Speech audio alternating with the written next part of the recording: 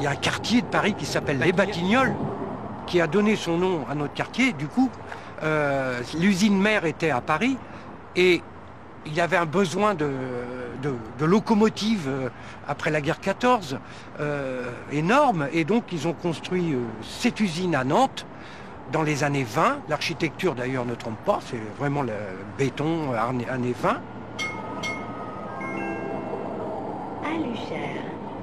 Et tout de suite à côté, on a logé les ouvriers. Bon, évidemment, c'était simple, les moyens de transport limités et les ouvriers tout près de leur usine, hein, logés par le patron. Ça ressemblait un peu au Coron du Nord. À pied en 10 minutes ou à vélo, on était à l'usine. Hein? Oui. Et quand, c'était comment on pourrait dire, appeler ça, c'était pas saccadé, c'était rythmé par le son du corps, on appelait ça le cornard. Le cornard, la sirène. La sirène. Le matin à 7 h, la sirène, pour rappeler les ouvriers au boulot, même avant. Cette usine est le fruit d'une délocalisation. Bon, il a fallu pour ça construire l'usine. Trouver ce qu'il faut comme terrain, à la fois pour l'usine, mais aussi pour les habitants. Les ouvriers qui venaient y travailler, il fallait les loger.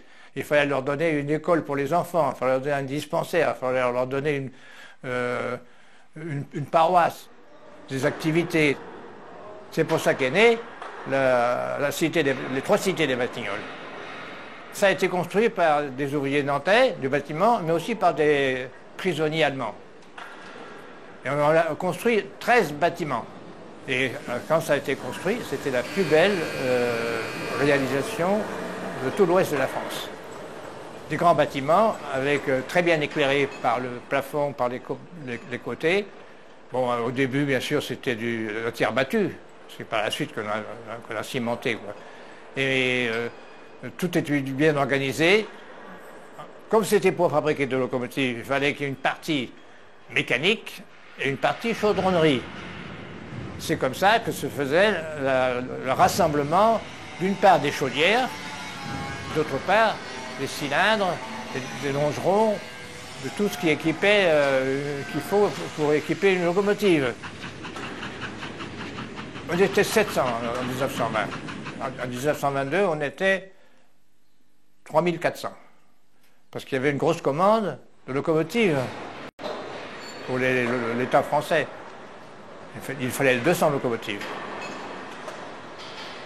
Les bâtiments n'étaient pas chauffés. Quand il fait froid, une pièce métallique, sans chauffage, on ne peut pas mettre les mains dessus. Si vous voulez tourner les manivelles d'un coup, on ne pouvait pas. C'est glacé. Et puis nous, on tremble. Il y avait surtout beaucoup de bruit dans les équipes de chaudronniers. Il m'est arrivé, moi, d'aller, quand j'étais distribué des journaux syndicaux, j'allais voir des camarades qui étaient des syndicalistes, et puis obligé de leur crier dans l'oreille pour pouvoir se comprendre. Les chaudronniers faisaient le métier le plus dur aux Batignolles. Et généralement, les hommes qui faisaient le métier de chaudronnier, ils aimaient leur métier, mais ils étaient confrontés à une force physique. Parce que trimballer une masse de 10 kilos toute la journée pour faire tomber un rebord, comme un siphon de locomotive en tôle de 40 mm, c'est pas avec un marteau de cordonnier. Donc ces pièces étaient préchauffées, mises au four, dans des fours à la limite de fondre, pour mieux travailler la tôle. Quand ils le sortaient, il y avait des températures énormes. Le montage des locomotives était forcément un peu épuisant parce qu'il y avait des pièces qui étaient lourdes. Mais dans les ateliers, quand même partout, il y avait des ponts roulants. Et les ponts roulants, manipulés par les pontonnières, vous soulevez les pièces.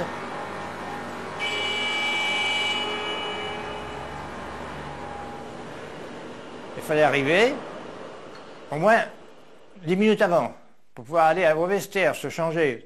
Toujours dans des vestiaires très froids. Bon. Ensuite, il fallait chercher la pendule de pointage. Et il fallait pointer juste au plus tard à 6 h 40. Si vous pointiez à 6 h 41, 41, comme vous voulez, c'était un quart d'heure en bas sur la paye. Il y avait des postes qui demandaient de qualifications importantes et d'autres pas qualifiants. C'est pour ça d'ailleurs que, comme ils ont fait venir des ouvriers de plusieurs pays d'Europe, ceux-là, on n'était pas sûr de leur qualification, mais on savait très bien qu'on pouvait mettre à des postes qui n'étaient pas des postes qui exigeaient une formation professionnelle poussée. Mais à Nantes, il y avait quand même des bons ouvriers qui ont été embauchés, y compris ceux qui travaillaient dans les chemins de fer et qui ont été licenciés en 1919, si je ne me trompe pas, ou 1920. Ils ont été embauchés au Batignolles.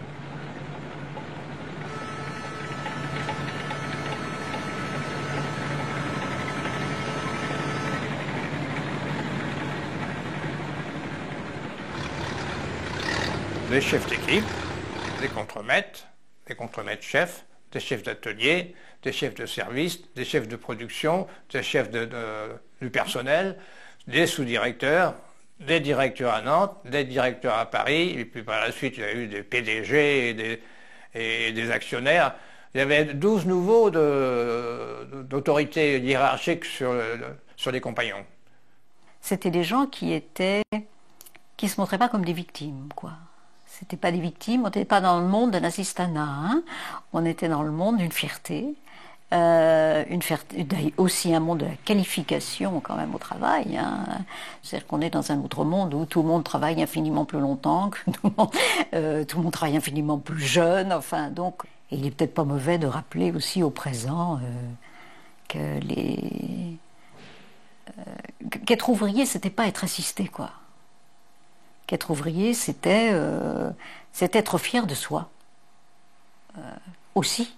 Alors que si on se met à avoir un discours sur la pénibilité, je dis oui, utile pour le présent, si on se met à avoir un discours simplement sur c'était misérable, il y avait des taudis et tout ça, ben on rentre dans le discours un peu de compassion, qui est le discours actuel, et il serait bon aussi de ne pas avoir que des discours de compassion, quoi.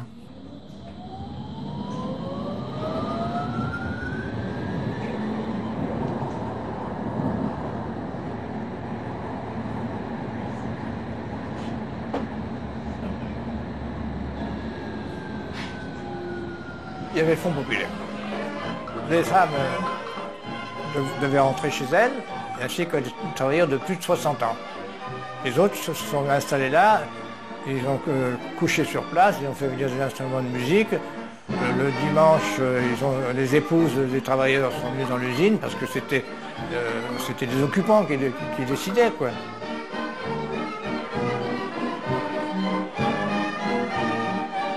Et puis, il y a eu des négociations, mais c'était très dur à la préfecture ou à la mairie.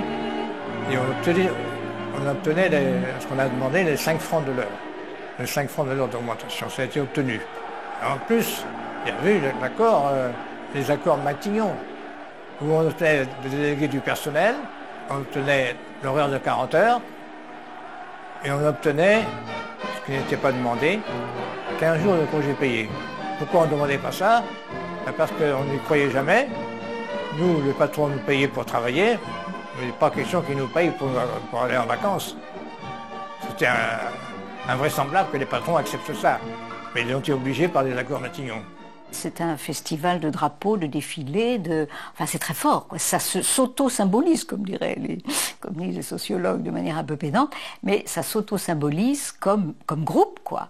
Et à partir de là, la bascule est quand même en train de s'opérer.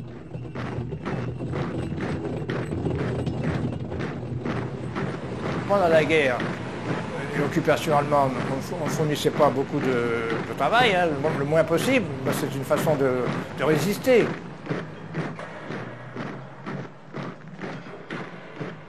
Alors ici, c'est un lieu particulier de la mémoire du quartier. La résistance communiste a été importante dans l'usine et présente très tôt. Elle a fait sauter plusieurs installations, dont le pont roulant du bâtiment central, où on assemblait les locomotives pour en arrêter la production. Elle a exécuté sur son vélo le chef du personnel qui a choisi les ouvriers qui devaient partir au STO, service du travail obligatoire en Allemagne. Près de 400 ouvriers sont envoyés travailler en Prusse orientale fin 1942.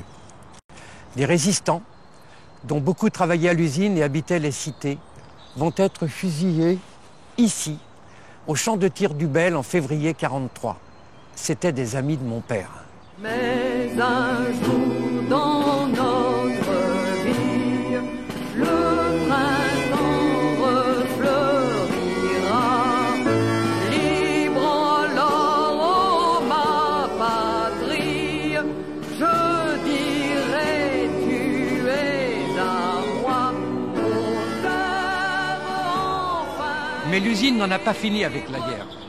Malgré la résistance intérieure à l'usine, elle tourne pour l'effort de guerre allemand et fournit sa production à l'occupant. Alors les Alliés décident de la détruire.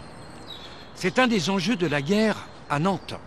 Les postes de défense antiaérienne installés par les Allemands ne peuvent rien contre les bombardiers anglais Mosquitos qui piquent sur l'usine à basse altitude le 23 mars 1943 à 15h40.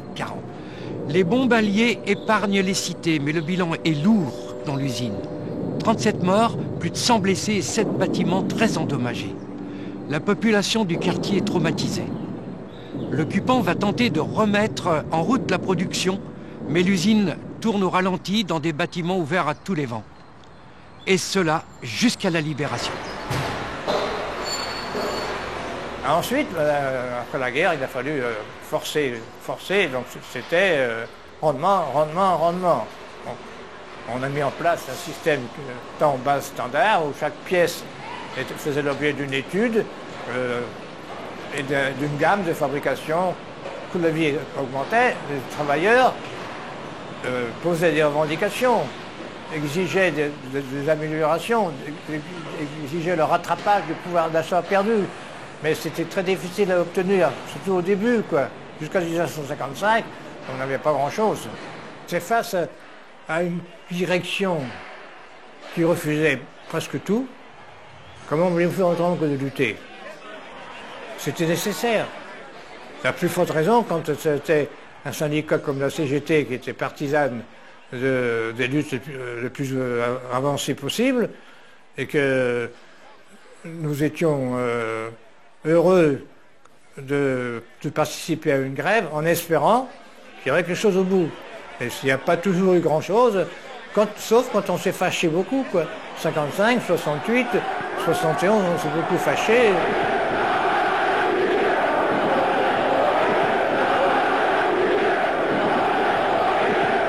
Depuis 1945, on n'obtenait rien. On s'est dit, bon, il y avait des négociations, il y avait des discussions, il y avait des grèves fréquemment. Ça n'a pas non plus été satisfaisant puisqu'il a fallu la grève de 55 pour obtenir vraiment un rattrapage. Il a fallu se fâcher parce que les patrons ne se rendaient pas compte que dans leurs ateliers, dans leurs usines, ben, ça n'allait pas du tout. C'était l'explosion qui devait venir un jour, quoi. Et finalement, les patrons ont cédé et ont accordé les 40 francs que l'on demandait, uniformes. Mais dès le soir, ils ont dit qu'ils avaient signé sous la contrainte. Alors que nous, on allait travailler tous les jours sous la contrainte, et eux, ils n'aiment pas la contrainte. On envoie les CRS, forcément, non pas chez les patrons, mais chez nous, qui manifestions, pour nous calmer, mais plus ça allait, et plus nous étions déterminés à lutter, quoi. Jusqu'au jour où il y a eu un mort, un gars des bâtiments qui s'appelait Rigolet. Ce Jean Rigolet a été abattu pendant des bagarres entre CRS et manifestants. Il y a un CRS qui a tiré comme ça d'improviste, je suppose, qui a fait que Jean Rigolet a été tué.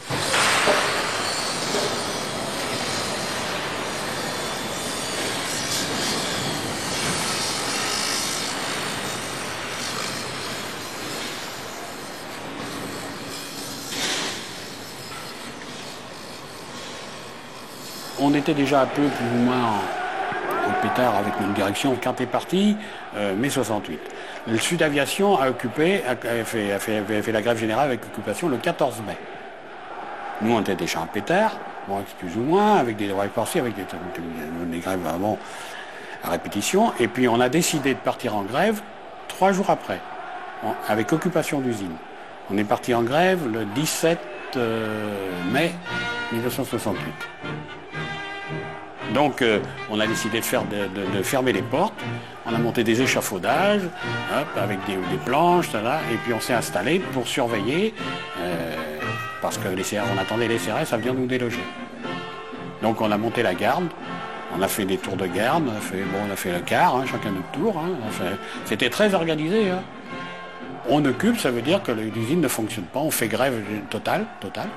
Il n'y a rien qui travaille, il n'y a rien qui bosse. Alors, comme on était quand même assez conscient que ça pouvait durer un certain temps, parce que ça se préparait depuis longtemps, on sentait bien qu'il y avait quelque chose qui allait craquer à un moment donné, au niveau national, on a entretenu les machines, toutes les machines ont été huilées, on a balayé tous les ateliers, on a tout nettoyé, on a même fait venir le responsable de la sécurité pour voir si tout se passait bien, dès qu'il y avait quelque chose qui se déclenchait au niveau électrique, on appelait le responsable de la sécurité pour voir si tout se passait bien. On voulait entretenir notre entreprise et notre matériel de travail.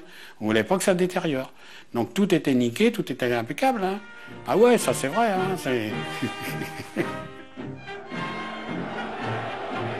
Alors on allait, y compris les gens de l'époque, un peu aux manifs, y compris avec les étudiants. On n'était pas contre, mais ça nous paraissait loin, quoi. C'était pas notre monde un peu.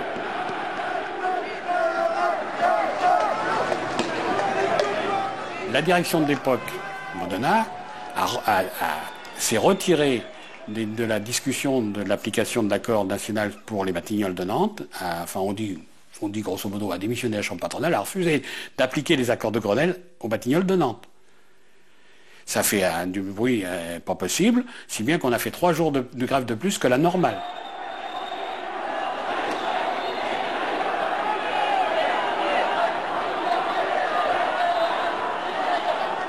Alors, c'est-à-dire que 71, c'est arrivé, pour différentes raisons. Les gens n'avaient toujours pas digéré ce qui s'était passé en 68, il avait fallu refaire 3 jours de plus. Ça veut dire qu'il y avait quelque chose qui restait, ça avait marqué beaucoup de gens, ça. Et puis on avait beaucoup de retard vis-à-vis de la métallurgie nantaise. On estimait à 60 centimes de l'heure, à l'époque, le retard vis-à-vis des autres boîtes de la métallurgie du même niveau. Les couloirs de la direction étaient envahis, les bureaux attenants ont volé en éclats, les machines à écrire par les fenêtres, les chaises, ça, à tel point que dans les couloirs de la direction, de mémoire, vous me demanderez aux copains si je raconte pas de bêtises, c'est les délégués qui entouraient la directeur et les autres qui, d'une certaine mesure, évitaient que ça se tabasse. Quand on est revenu, l'entreprise était fermée, locoutée. La direction avait décrété de fermer l'entreprise. Plus personne ne pouvait rentrer travailler.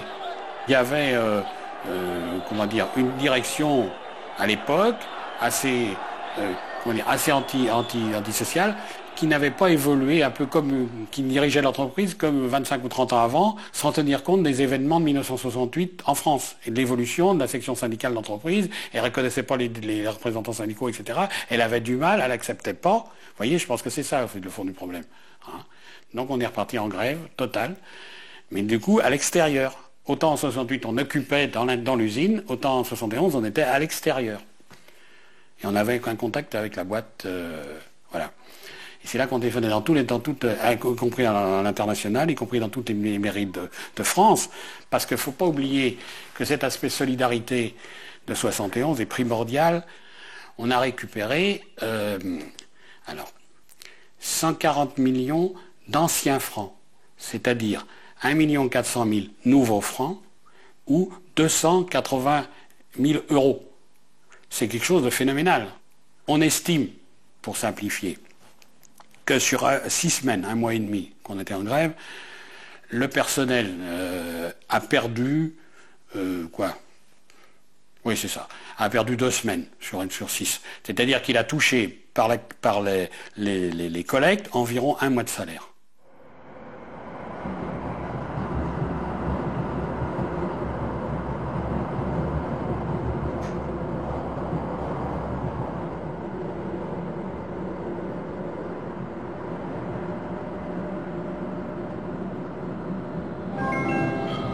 Avec.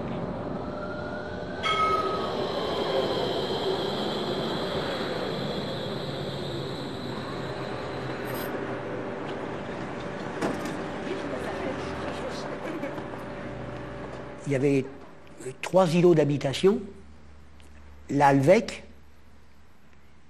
la Baratte et le Ranzay. Hein, de taille à peu près équivalente.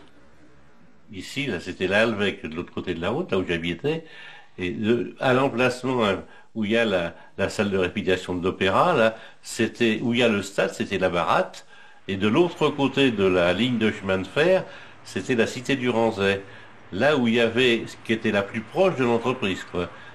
C'était la même clientèle, quoi. Les Batignolles avaient soif de main-d'œuvre qualifiée. Et un attrait particulier, c'était d'offrir un logement. Parce que, sitôt après la guerre, il n'y avait pas de logement du tout. Donc, en proposant un logement, ils pouvaient amener quasiment la meilleure main-d'œuvre de la région. C'était Madame Loukianov, la surintendante des cités, qui était chargée de l'allocation des logements. Et alors, quand quelqu'un était embauché à l'entreprise, avant, il avait fait une demande de logement parce qu'il y en avait beaucoup, pas mal de travailleurs qui venaient là parce qu'ils étaient assurés d'avoir un logement, quoi. Et alors, c'était elle qui décidait ça en fonction de la composition de la famille, parce que dans les cités, il y avait des 3 pièces et des 4 pièces, et des 4 pièces qui étaient partagées en 2 petits appartements de 2 pièces chacune, quoi. C'était dans le contrat d'embauche. Les gens qui étaient embauchés à l'usine étaient logés. Si la personne prenait son compte, elle était expulsée. L'hiver, il faisait très frais, hein. Moi, j'ai vu dans la maison le café gelé dans la cafetière. Il n'y avait pas de chauffage central. Il y avait la cuisinière dans la cuisine avec le charbon. Puis, en diagonale, dans la petite chambre, on avait un petit poêle en fonte que mon père allumait le soir en sortant de l'usine, vers 6h30, 7h. Le poêle rougissait, alors on avait bien chaud dans la soirée, mais ça se refroidissait très très rapidement, hein. Et il n'y avait pas de sanitaire, il n'y avait pas l'eau dans les maisons. Ça s'est amélioré par la suite à partir de 1945. Les toilettes, les water étaient dans le fond du jardin, regroupées par 4 maisons. Mais il faut dire que nos maisons en bois extérieures étaient en bois, mais l'intérieur était plâtré. Tout était en latte, avec du plâtre, comme ça se faisait à cette époque-là. Les plafonds étaient aussi en plâtre. On avait presque en fait des doubles cloisons, bien sûr, qui étaient très légères, puisque, comme le dit Maurice, le froid passait et l'été, la chaleur venait aussi. La Baratte, c'est la cité qui a sans doute été le plus transformée, avec le périphérique derrière et le stade de la Beaujoire.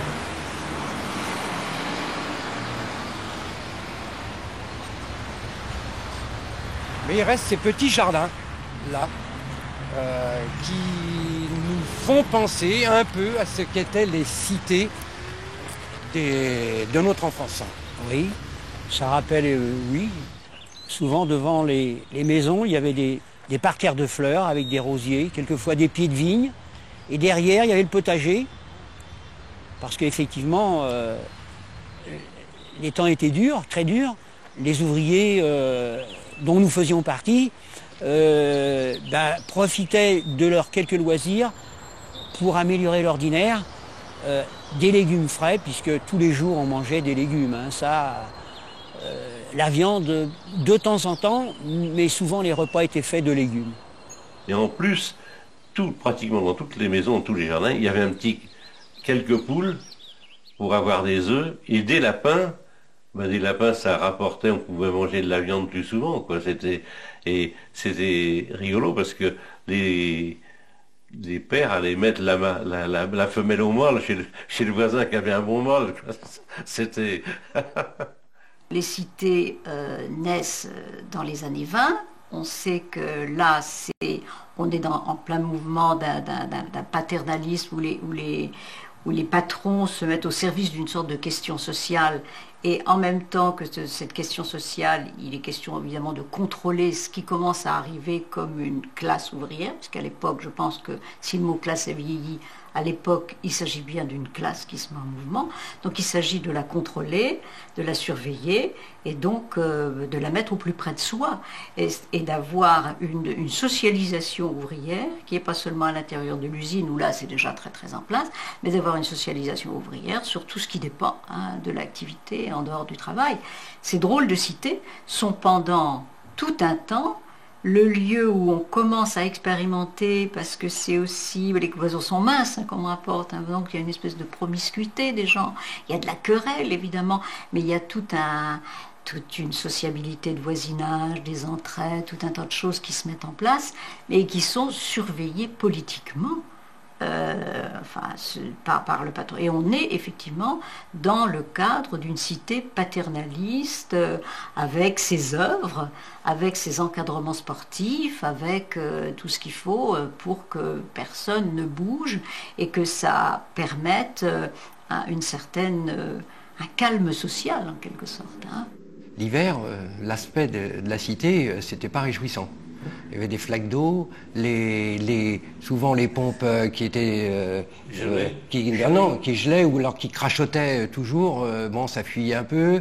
La lumière, il y avait une lumière dans les rues. Oui, mais alors quand il y avait du vent, ça vacillait. Et moi, je compare toujours les cités à une photo noir et blanc pour l'hiver. Et en couleur pour l'été. Parce que quand on arrivait dans nos cités l'été, des fleurs, des légumes, les jardins, tous plus beaux les uns que les autres, c'était accueillant. Hein ?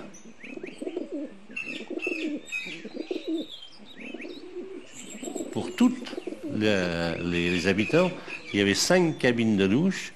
C'était au Ranzay, à côté du cinéma, et c'était ouvert le samedi, toute la journée, et le dimanche matin. Alors quand on voulait bien faire une bonne toilette, on allait faire la queue à la douche. Après, c'était... Par contre, pour les enfants, on les emmenait pas à la douche, mais on faisait l'été surtout, on mettait des bacs d'eau à chauffer au soleil, puis c'est là-dedans que les gosses faisaient leur toilette. À l'école, il y avait évidemment les garçons et les filles séparés par les barrières appelées ganivelles, comme il y a autour de cette maison refaite. Et l'école, c'était l'école des cités.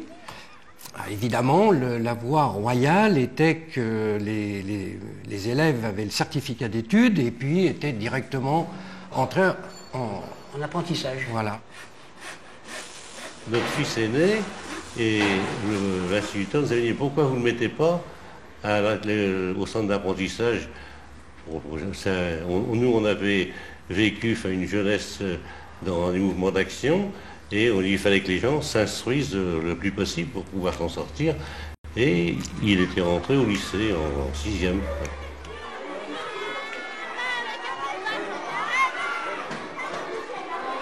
Je me rappelle, on avait des voisins et c'était à la télé, on chantait Reine d'un jour, enfin à la radio. Et je me rappelle, ma mère disait, il arrivait avec ses bouquets de fleurs plein les bras, lui, à sa femme. Il chantait Reine d'un jour, c'était extraordinaire. Avec des bouquets de fleurs, on sortait le voir. Et ma mère disait, il n'y a rien à faire, il va encore lui faire un 7e enfant.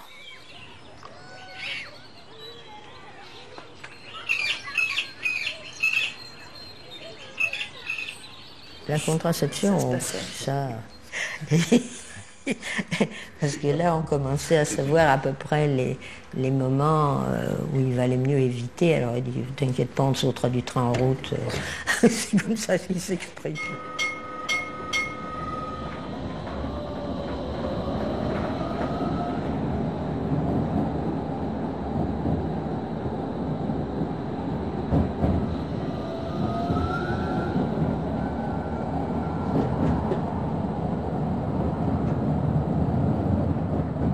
Là, nous sommes dans la cité Alvec, le décor a totalement changé, mais l'emplacement est resté le même. sur cet emplacement, il y avait plusieurs centaines de maisons en bois. Identique.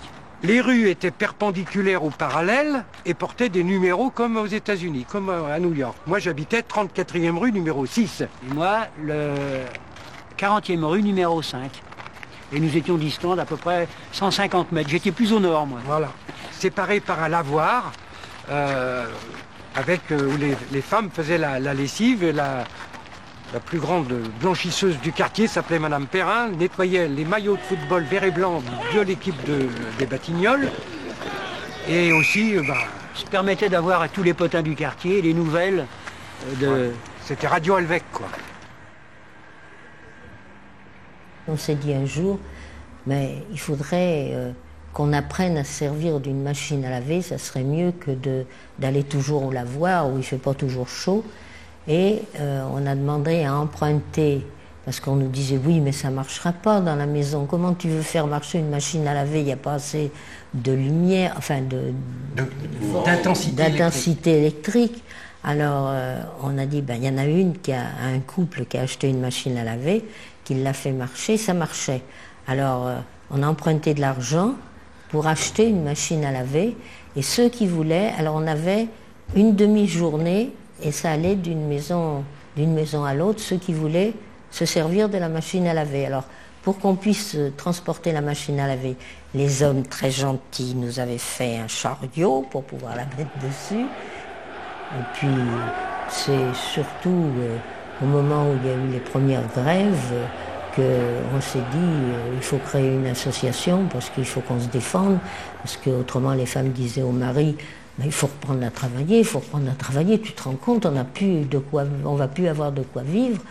Alors on essayait de se remettre, de s'entraider, alors on a créé une association et puis on allait voir les paysans pour qu'ils nous fournissent à très bas prix des légumes et puis du lait surtout parce qu'on ne pouvait plus payer le lait, celles qui ne pouvaient pas allaiter en plus. Alors c'est comme ça, pour aider nos hommes à faire la grève. Ma mère était une des rares femmes à travailler. Elle avait créé une association d'obédience communiste, l'Union des femmes françaises, et comme Fabienne, l'entraide lors des grèves, nombreuses, et des conflits très durs. Eh bien avec Fabienne, ensemble, je me souviens, moi, qu'on est allé manifester devant la maison, qui est un petit château, du patron de l'usine. Que des femmes et des enfants. C'était un peu comme Germinal, quoi. On a été élevés dans la même cité, on était presque voisins. Lui, ses parents étaient athées. Moi, mon père était communiste, syndicaliste, comme son père et sa mère. Et ma mère, elle, était catholique d'origine paysanne. C'est la raison pour laquelle, moi, je suis allé à l'église, j'étais choriste, et je me suis toujours, en tant qu'ouvrier, qu'il y avait quelque chose qui ne collait pas bien, puisque j'étais à la fois communiste et je croyais en Dieu. Et ça n'a pas été facile de l'expliquer jusqu'au jour où l'abbé Guérin m'a dit, écoute, faut pas que ça t'inquiète, ça paraît tout à fait normal. Il me dit, tu sais, entre un communiste militant et un prêtre, il dit, tu sais, c'est la même vocation. Moi, j'avais compris qu'à travers des hommes différents, eh bien, ils défendaient la même cause, la classe ouvrière. Nous, qui n'allions absolument pas à la messe, on était tentés de venir aussi parmi les nôtres, quoi. Bon, je suis venu. Mais dans les cités, il n'y avait pas un sentiment anticlérical. Du fait que les curés étaient, comme tu disais, des curés presque des prêtres ouvriers, que les bonnes sœurs étaient des bonnes sœurs soignantes, que le médecin, le Béliard, était un catholique et Gourdet était des catholiques convaincus. Et à la sortie de la messe, bien entendu, il y avait la buvette qui était assiégée. Parce que c'était dans la tradition d'aller boire une petite chopine de rouge. Pour ceux qui étaient un peu plus huppés, c'était la petite chopine de gros plan. avec la petite marque blanche autour, ce qui était un symbole de qualité de vin, quoi. C'était M. Audrin qui, quand les gens avaient pas trop d'argent, disait bah, tu prends un croume et je marque, et puis voilà. Il payait à la fin du mois, ou à la fin de la quinzaine. À la quinzaine. Les cités, c'était quand même bien cosmopolite. Il y avait toutes les pays étaient représentés. Il y avait des Portugais, des Italiens, des Espagnols, etc., etc. Et ces gens-là étaient bien accueillis, ils faisaient partie de la cité, et les enfants allaient à l'école avec nous, il n'y avait aucun accrochage. Sur les 11 qui jouaient, il y avait 10 noms étrangers, par exemple. Bon, bah, on n'en faisait pas état. Bon, par contre, quand l'équipe de foot allait jouer à l'extérieur, les noms étrangers étaient sifflés, quelquefois. Nous, on disait Recek, on disait la Mersurec, on disait les Caviglia, on disait, je sais pas, non. Caviglia, oui, c'est ça, oui. Jassim Sao, on s'est jamais posé trop la question, savoir d'où il venait ou de quelle origine. Non, pour moi, ce qui comptait sans doute beaucoup plus, c'est que ces étrangers faisaient partie de la même classe sociale que nous. S'il y avait un comité des fêtes qui organisait donc une journée de fête pour les enfants. Alors, il y avait des réjouissances, il y avait des scènes, du théâtre, il y avait des guignols qui venaient, et à la fin de la représentation, il y avait une distribution. Alors, je me souviens, il y avait au moins une orange par personne, par enfant, et quelquefois aussi quelques jouets. Je me souviens, on a eu une année où ça avait fait fureur, on a eu des ballons. Une fois par mois, le soir ou le samedi, il y avait un concert de l'harmonie des Batignolles. Cette harmonie également défilait à ce moment-là au défilé de la Mickey-Ram de Nantes. Et tous les ans, le 13 juillet, la veille de la fête nationale, il y avait un défilé au flambeau dans toutes les cités.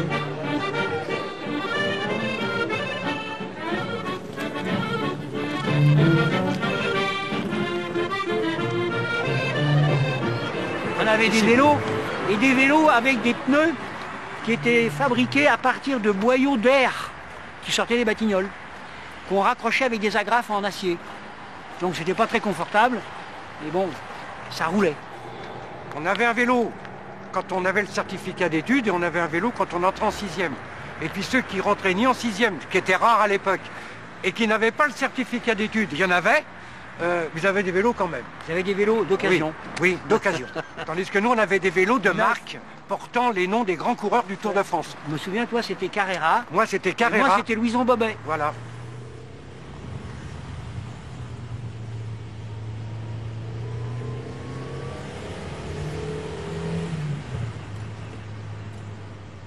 Alors, la cité du Ranzet, c'est une cité qui, dans notre souvenir, avait moins bonne réputation que les deux autres parce qu'il y avait des célibataires, la plupart étrangers, qui habitaient dans des conditions de logement pénibles.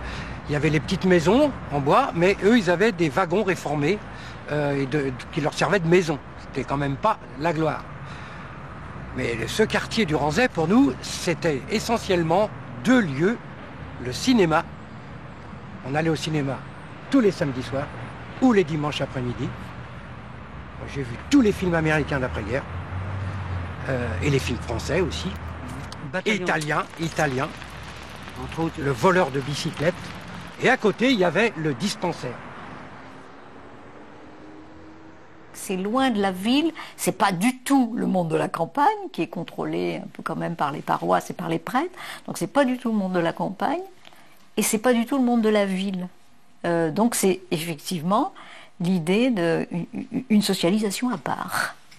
Et ça peut produire de très fortes autonomies. Et après, le patronat devra faire avec cette autonomie. Et sans doute que le retournement de la cité, qui devient cette cité ouvrière, il est surtout fort pendant le moment des grèves, puisque là, la solidarité fonctionne à plein et elle se ressoude.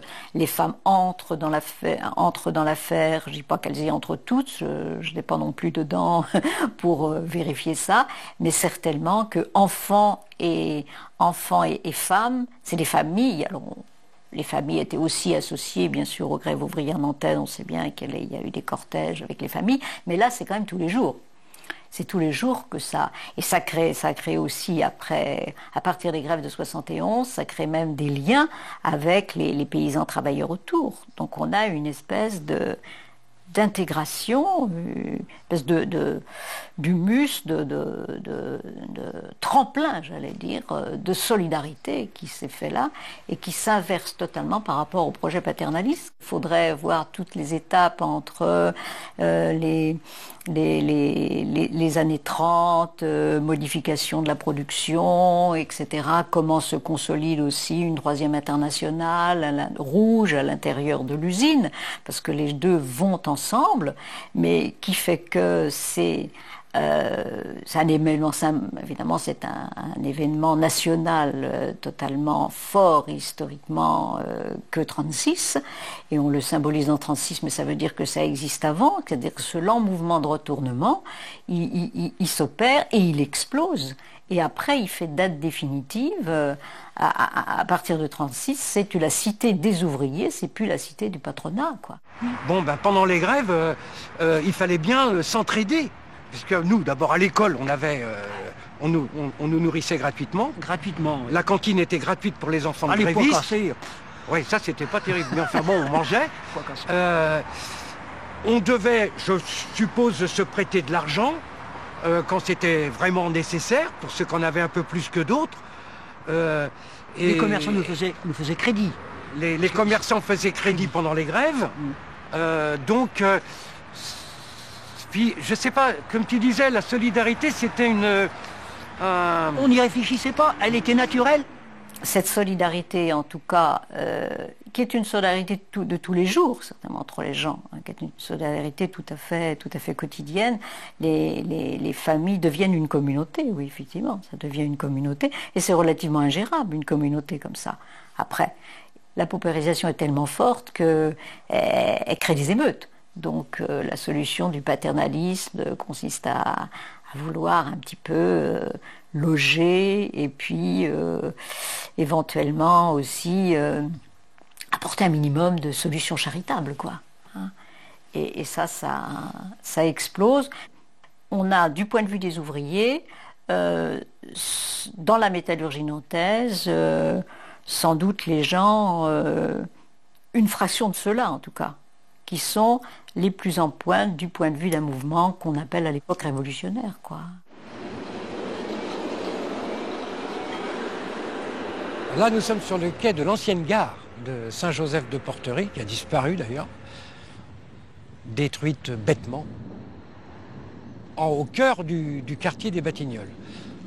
Alors en face de nous, il y a l'usine des Batignolles, grande usine métallurgique qui fabriquait des locomotives, jusque dans les années 50-60, et qui aujourd'hui est séparée en 3 usines, mais toujours à vocation industrielle. Dont les ACB, qui continuent l'ancienne activité batignolaise, donc la métallurgie, la grosse métallurgie industrielle.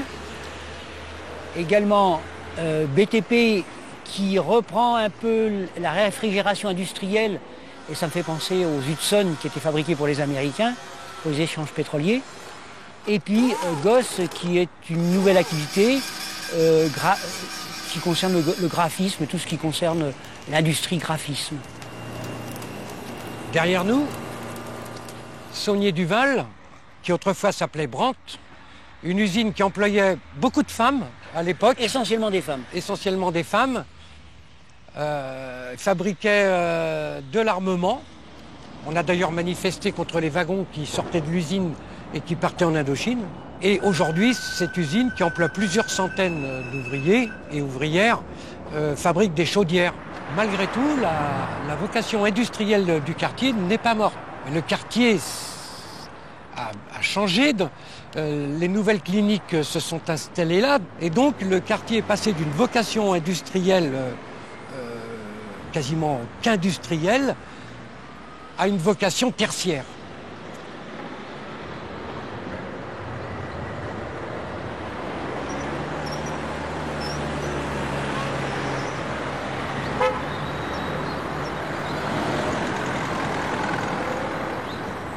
Un peu plus loin, quelques centaines de mètres d'ici. Après, ce quartier qui n'a pas changé, où il y a le café Puivette, comme on disait nous, qui aujourd'hui s'appelle La Beaujoire, bien sûr, et il y avait un carrefour routier relativement important pour l'époque, qui s'appelait la Ville en Chien. Son vrai nom étant le Chemin Rouge, mais personne ne l'appelait comme ça. On disait la Ville en Chien. Pourquoi, j'en sais rien.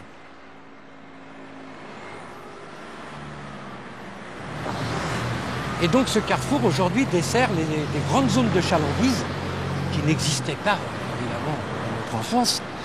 Les hypermarchés Leclerc Paris 10, Carrefour, et puis toute une zone artisanale, la zone et industrielle de Sainte-Luce et de Carquefou. Oui, Donc tout ça n'existait pas. Il y avait là, nous, de notre temps, encore une zone de petits commerces. Coiffeurs, bistrots, restaurants, épiceries. À 150 mètres du carrefour, il n'y avait plus rien. C'était la les maraîchers, c'était la campagne. On était Batignolais avant tout. Oui. Et quand on arrivait sur notre territoire, on était fort. Et puis, c'était rassurant, quelque part. Oui, on avait un sentiment d'appartenance de classe, surtout par rapport quand j'ai grandi au lycée Clémenceau. Toi, tu es resté dans ta classe, oui, donc tandis que moi, je l'avais quitté. Au lycée Clémenceau, plus je grandissais, en troisième ou en seconde, j'avais vraiment le sentiment d'appartenir à une classe sociale, celle des ouvriers et des ouvriers des Batignolles, puisque en 55, il y a eu des grèves insurrectionnelles. Mon père était un dirigeant de ces grèves insurrectionnelles, et nous, c'était un bastion. On avait le sentiment d'être dans un bastion ouvrier. Et moi, ça m'a jamais quitté. Comment dire que Nantes était aussi un monde ouvrier, un monde de résistance, un monde d'une identité politique forte. Enfin, je crois qu'il y a aussi... c'est une forme de résistance, c'est peut-être de la nostalgie, mais c'est aussi une forme de résistance un peu politique à ce qui est en train de se passer. Enfin, ils veulent transmettre une culture, je crois, quoi. Et peut-être alerter aussi sur ce que signifierait que de faire disparaître cette mémoire. C'est le stade qui est désormais a donné le nom au quartier. La Beaujoire a usurpé le nom des Batignolles, il l'a complètement éteint, et on ne voit pas derrière la Beaujoire les valeurs que ça peut dégager. Sinon, les activités sportives populaires, mais c'est quand même peu de choses par rapport à ce qu'étaient les Batignolles. Ça représentait autre chose, une vie sociale pleine de travail, d'amour aussi,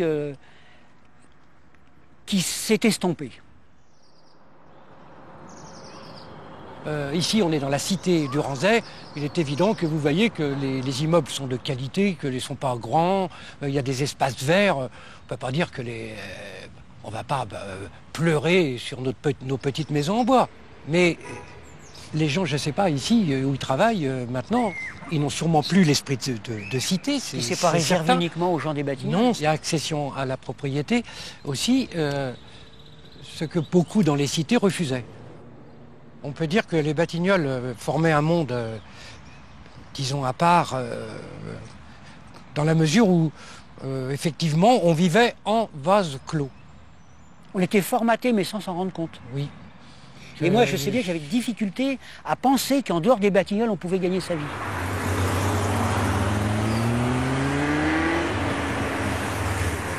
Le mot de la fin, s'il faut en trouver un, j'ai lu un livre qui s'appelle Le Crève-Cévennes de Jean-Pierre Chabrol. Et en exergue, il y avait cette phrase « Ce temps que nous aimions nous échappe et nous n'y pouvons rien.